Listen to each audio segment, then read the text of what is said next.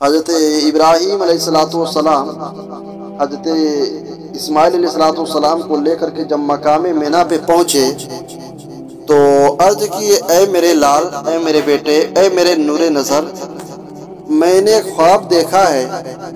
کہ میں تجھے ذبح کر رہا ہوں، تو بتا تیری کیا رائے ہے؟ تو حضرت اسماعیل علیہ نبینا علیہ السلام نے عرض کی کہ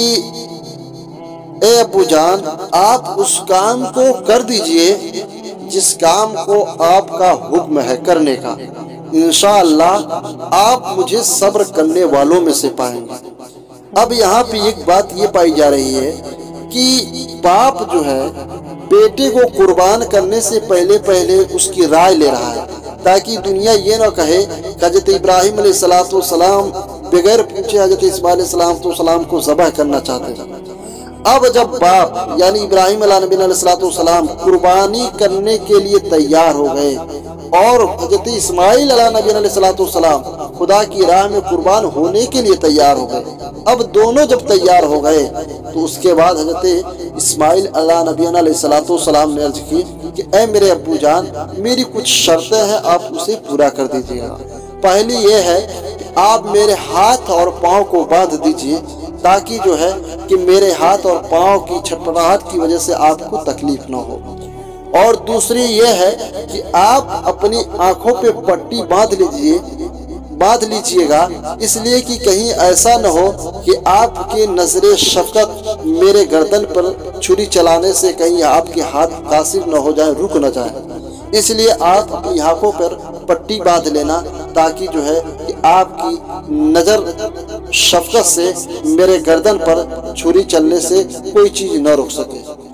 چنانچہ حضرت ابراہیم علیہ السلام سے عرض کرتے ہیں، تیسرا یہ ہے کہ میرے اس کپڑے کو میری ماں کو دے دیجئے گا، تاکہ میری ماں اسے دیکھ کر کے وہ دل کو تسلی لیا کرے گی۔ اب جو ہے حضرت ابراہیم علیہ السلام نے اپنی آنکھوں پہ پٹی باندھ لی، اور جب باپ نے بیٹے کو منہ کے بل لٹایا، اور لٹانے کے بعد وہ جو ہے چھری حضرت اسماعیل علیہ السلام کی گردن پہ چلاتے ہیں، لیکن چھری وہ نہیں چل رہی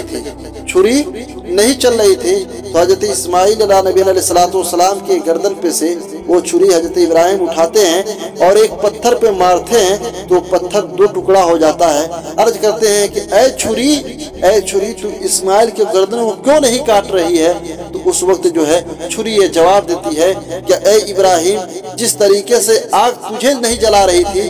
آگ کو تجھے جلانے کا حکم نہیں تھا، اسی طریقے سے مجھے جو ہے اسماعیل کے گردن پہ چلنے کا حکم نہیں ہے۔ چنانچہ جیسے ہی حضرت ابراہیم علیہ السلام نے اس چھری کو پتھر پہ مارا، اسی پتھر دو ٹکڑا ہو گیا تھا۔ پھر حضرت ابراہیم علیہ السلام نے اس تیز چھری کو گردن پہ چلا دی اور گردن